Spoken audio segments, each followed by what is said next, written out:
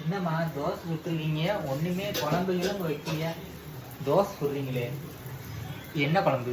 பழைய குழம்பு வச்சுக்கிட்டு பாருங்க ஃப்ரெண்ட்ஸ்.